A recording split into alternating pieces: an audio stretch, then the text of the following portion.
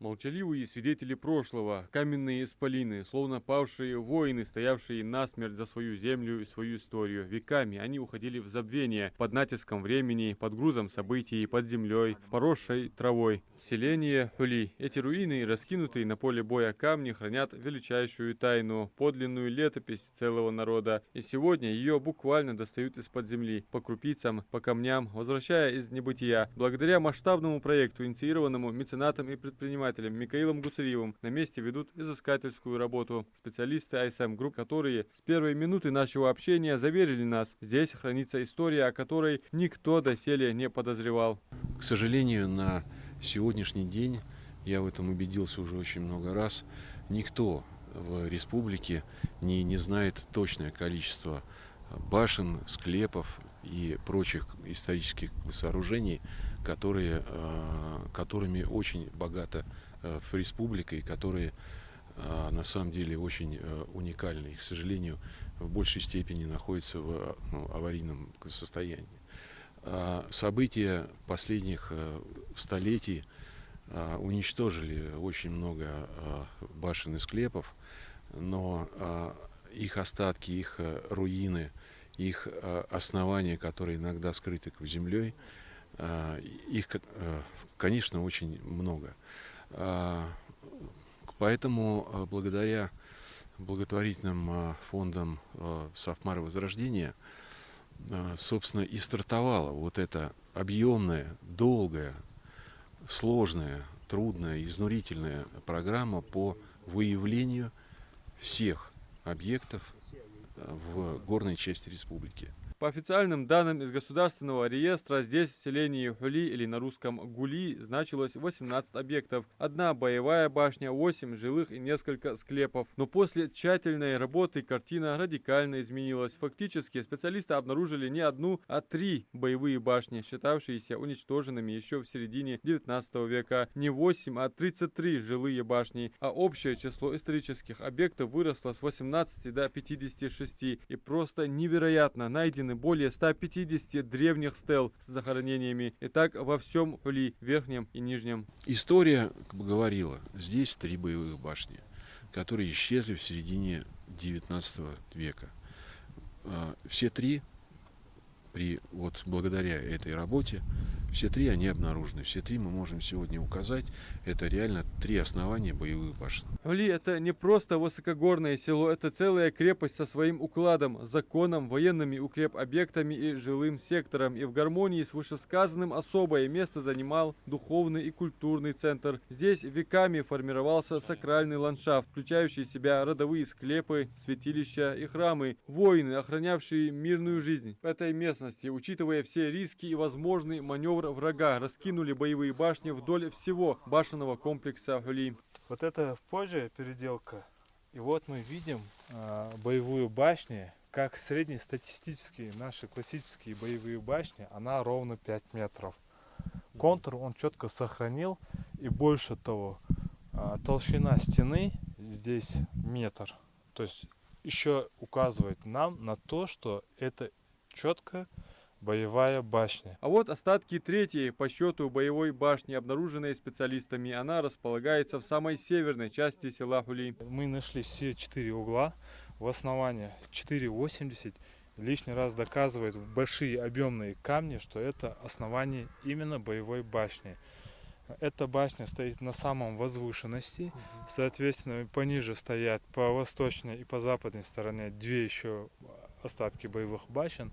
И мы сегодня можем с точностью сказать, что селение, которое пострадало в 1832 году, она принципиально может вдохнуть вторую жизнь, 90% восстановить те строения, визуально хотя бы, которые были.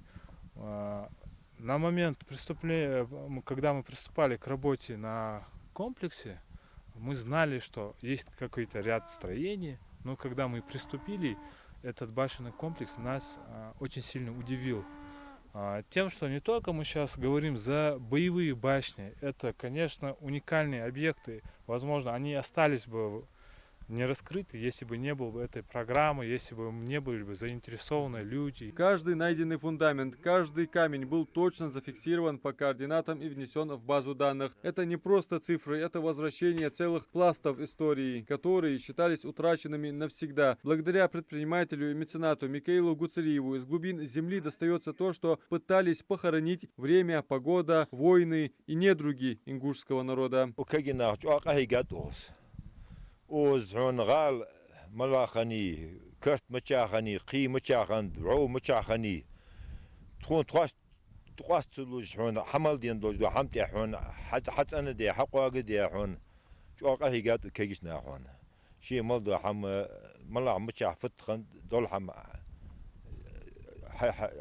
حنيس دي حوت تاد غار هون تسميك الى هون وقمن دجلا تدو وقت وقت مت دا رزق سو واقل اسهون تو بيج بو سو بينش ناخا ثاني تو لا تغلق سو ناخ بيغا هون استريسكي هون غالاش حماج ما توتر شو بو سو بير هون اصحى دين الدوج وسقوا ما ددوا تجوا حمد سو دير هون دا بركه سو واقل اسهون از تن لل ملات وتنو استي خود بو بديك بو صار هون وقام تاعي لا صار تاعي دي بارون روزن also Князь Абхазов яшар şu operasiya şan çibyak kaçan полностью yok ya yurt uzunaq bağda hey baxta or bağ işara alçaçar naqsı bağ ilaya yurt yok ya qalaj olur hazda gdixa yok ya mıhaniyer hacer yok mat ot yandık diye kaç ahan tom hayalda kaç an barkul al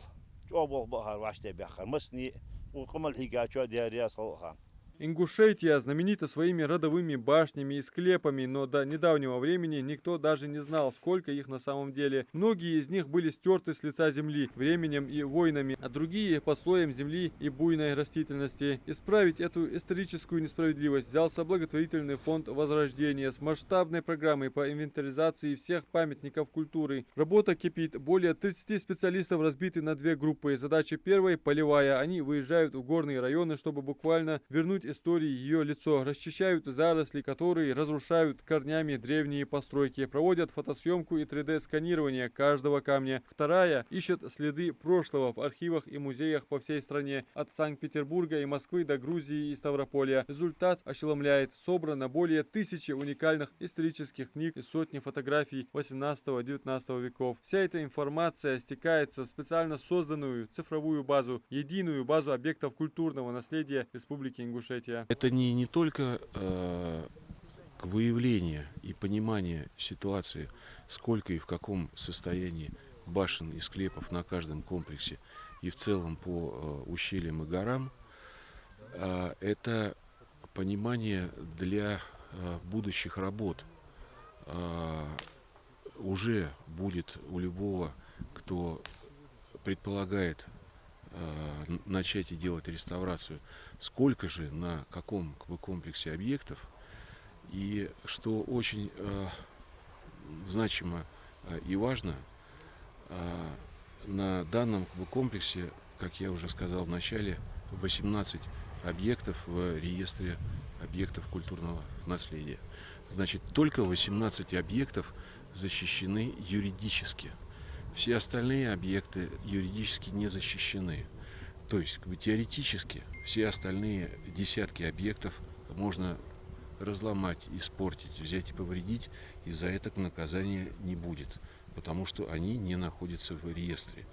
Поэтому следующим очень важным шагом должна стать постановка вновь выявленных объектов каждого комплекса в единый реестр объектов Ингушетии, чтобы в том числе защитить их юридически и физически. За 1,5 года работы из 2560 официально учтенных объектов список пополнился еще почти на 1700 новыми находками. И это только начало. Впереди еще годы работы, а значит нас ждут новые открытия. Адам Мережков, Султан Булгучев, Магаз 24.